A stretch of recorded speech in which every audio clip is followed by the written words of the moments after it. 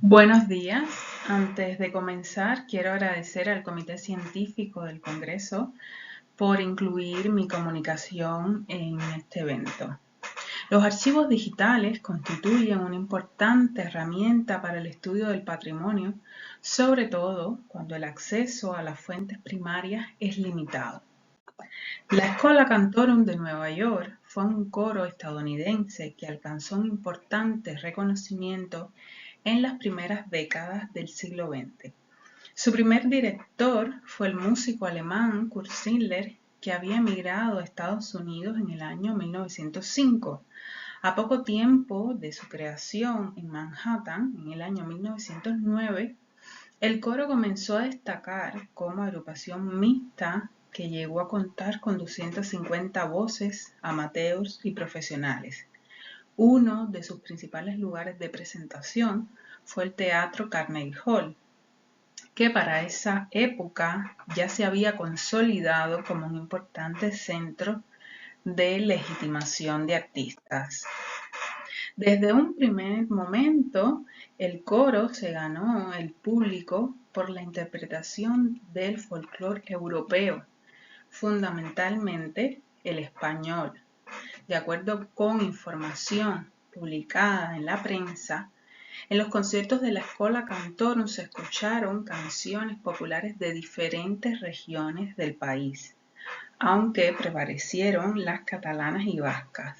Es relevante que en la mayoría de las ocasiones el coro interpretó las melodías en lengua original, hecho que fue reconocido en numerosas ocasiones por importantes periódicos como The New York Times.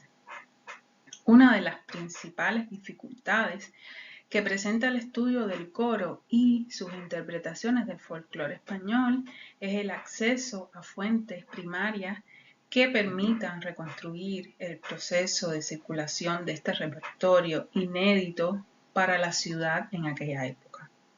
Hasta el momento se desconoce la existencia de una institución que salvaguarde toda la documentación generada por el coro durante casi un siglo de historia. Partiendo de esta problemática, se reconoce la importancia que tiene para esta investigación el archivo digital del Teatro Carnegie Hall, que ofrece acceso a través de una búsqueda por filtros a datos sobre la mayoría de los conciertos realizados en la institución desde 1891, año que abrió las puertas al público. El objetivo de esta comunicación es caracterizar el repertorio de canciones populares españolas interpretado por la Schola Cantorum de Nueva York entre 1918 y 1926 a través del archivo digital del Teatro Carnegie Hall. Por regla general, la información que se encuentra en la base de datos del teatro procede de los programas de manos de los conciertos, a los que también se puede acceder dentro de las colecciones digitales de la institución. Con respecto a la metodología de trabajo, se ha realizado un estudio cuantitativo de la base de datos, aplicando filtros que permitan acotar el volumen de resultados. En esta primera fase de trabajo, el interés ha estado dirigido a identificar el número de melodías folclóricas españolas interpretadas por el coro y las fechas de los conciertos en los que fueron cantadas. Para eso se ha hecho un vaciado de información en tablas Excel que permiten organizar los datos de acuerdo con el objetivo de esta etapa investigativa. Las columnas de la tabla coinciden con la información que me aportaba la base de datos. La fecha del concierto, la hora, la sala específica en la que ocurrió la presentación, la agrupación encargada de realizar el concierto, y este dato es muy importante porque en su primera etapa de existencia, cuando la Schola Cantorum se presentaba en el teatro, era en los conciertos de la Orquesta Filarmónica de Nueva York. O sea que tenía participaciones puntuales en determinadas obras cuando era requerida una masa coral. También se puede conocer quién fue el director del concierto, el programa que se interpretó, los autores de las obras, los casos en los que las piezas fueron estreno en la ciudad de Nueva York o en los Estados Unidos, los instrumentistas o cantantes invitados y por último, notas que indican alguna incidencia que pudo haber ocurrido en el concierto, por ejemplo, una obra que estaba prevista que se interpretase porque había sido anunciada en la prensa o aparecía en el programa del concierto y por algún motivo no se pudo interpretar, lo mismo con un artista que estaba previsto que apareciera, que fuera invitado y por alguna cuestión no pudiese participar en el concierto. Además de responderme las preguntas iniciales que se han planteado en esta etapa de trabajo, toda esta información permitirá realizar posteriormente una caracterización mucho más general de los conciertos realizados por la Schola Cantorum en el teatro, para así poder determinar cuál fue el espacio que ocuparon las piezas españolas en el repertorio de la agrupación. Luego de un primer procesamiento de los datos, se pueden emitir las siguientes valoraciones. Las canciones populares españolas fueron interpretadas por la Schola Cantorum por primera vez en enero de 1918 y se mantuvieron de manera sistemática en el repertorio de la agrupación por un periodo de 8 años. Por lo general, el coro ofrecía 2 conciertos anuales en la sala principal del Carnegie Hall.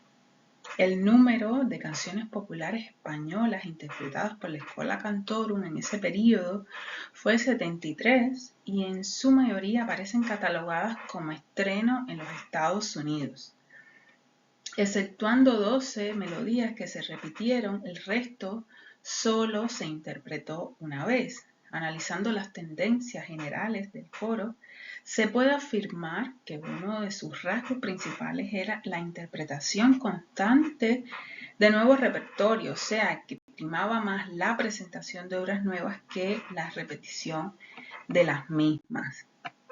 En todos los casos, se trataba de adaptaciones corales de melodías folclóricas y exceptuando a Kurt Schindler, todos los músicos a los que se le atribuye la autoría de dichos arreglos eran españoles, fundamentalmente vascos y catalanes, la mayoría contemporáneos con Schindler y relacionados con el movimiento orfeonístico que se venía dando desde el siglo XIX en las regiones del norte de España. En variadas ocasiones, Kurt Schindler invitó a los conciertos a reconocidos cantantes del momento. Esto último pudiera estar motivado por 2 cuestiones. La primera era que convocando a cantantes profesionales reforzaba la interpretación del coro integrado en su mayoría por cantantes aficionados. Y la segunda es que constituía un efectivo reclamo publicitario a anunciar la participación de voces conocidas por el público, ya que la mayoría de ellos formaban o habían formado parte de la compañía del Metropolitan Opera House. A modo de conclusión, puedo decir que tras realizar esta primera fase de caracterización del repertorio de canciones populares españolas interpretadas por la Schola Cantorum de Nueva York entre 1918 y 1926, gracias al estudio del archivo digital del Teatro Carnegie Hall, se han generado nuevas preguntas que conducirán la próxima etapa investigativa. ¿Cómo llega este repertorio a la Schola Cantorum? ¿Cómo es acogido por el público? ¿Cuáles fueron sus características musicales? Estas preguntas podrán ser contestadas en la medida en que se cotejen los datos del archivo digital del teatro con otros procedentes de notas de prensa, correspondencia y partituras manuscritas e impresas. Muchas gracias.